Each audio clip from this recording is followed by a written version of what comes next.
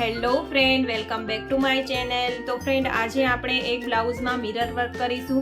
બધા અલગ અલગ શેપ્સના મિરર છે તે મેં લીધા છે અને તે હું આજે ભરી રહી છું। તો જો તમારે પણ મિરર વર્ક શીખવું હોય તો વિડીયોને છેલ્લે સુધી જુઓ અને જો વિડીયો પસંદ આવે તો વિડીયોને લાઇક કરી દો। અને જો તમે મારી ચેનલ પર ન્યૂ છો, પહેલી વાર આવ્યા છો, તો ચેનલને સબસ્ક્રાઈબ કરી બેલ આઇકનને પ્રેસ કરો અને વિડીયોને તમારા ફ્રેન્ડ અને ફેમિલીમાં શેર કરો।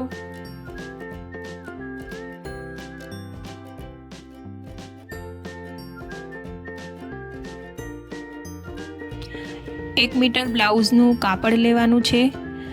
તમારે જે શેપ્સના મિરર ભરવા હોય તે શેપ્સના મિરર લેવાના છે। મેં અહીં ગોળ, ચોરસ, લંબચોરસ અને ડાયમંડ શેપના મિરર લીધા છે। રિંગ લેવાની છે અને આ રીતના કોટનના દોરા લેવાના છે।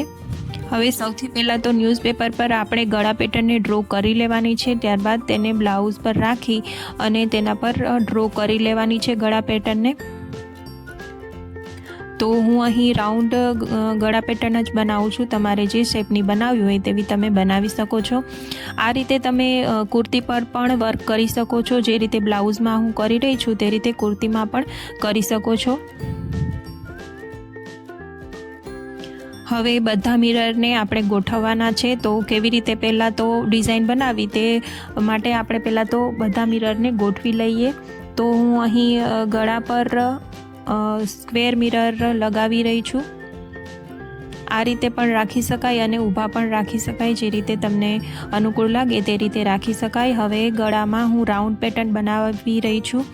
તો સૌથી વચ્ચે તો રાઉન્ડ મિરર આવશે અને તેની ફરતે ડાયમંડ શેપના મિરર આવશે। તો આ બધા જ્યારે આપણે ગોઠવી લઈએ ત્યારબાદ તેને ફેબ્રિક ગ્લુની મદદથી સ્ટિક કરી દેવાના છે અને સુકાઈ જાય ત્યારબાદ તેને ભરવાના છે। આ વર્ક આમ તો એટલું ઇઝી પણ નથી, પણ જો તમને આવડી જાય ભરતા બધા મિરર તો આ ઇઝી જ છે। જો તમે બધા મારા વિડીયો જોશો તો તમને મિરર વર્ક આવડી જશે અને ઇઝી લાગશે। આ રિંગ મેં એટલા માટે રાખી છે કે મારે રાઉન્ડ બનાવવું હતું, તો આ રાઉન્ડ પરફેક્ટ બને એટલા માટે મેં રિંગ રાખી છે, બાકી કોઈ રિંગની જરૂર નથી।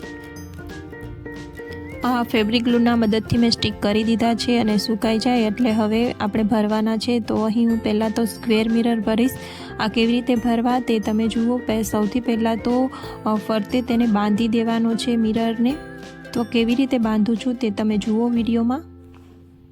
ફરીવાર એક નાનકડી રિક્વેસ્ટ છે કે હજુ સુધી જો તમે વિડીયોને લાઇક ન કર્યો હોય તો વિડીયોને લાઇક કરી દો અને તમારા ફ્રેન્ડ અને ફેમિલીમાં શેર જરૂરથી કરજો। અને કોઈ પણ ક્વેશ્ચન હોય તો તમે મને કમેન્ટમાં પૂછી શકો છો। હું બધાના ક્વેશ્ચનના આન્સર આપું જ છું।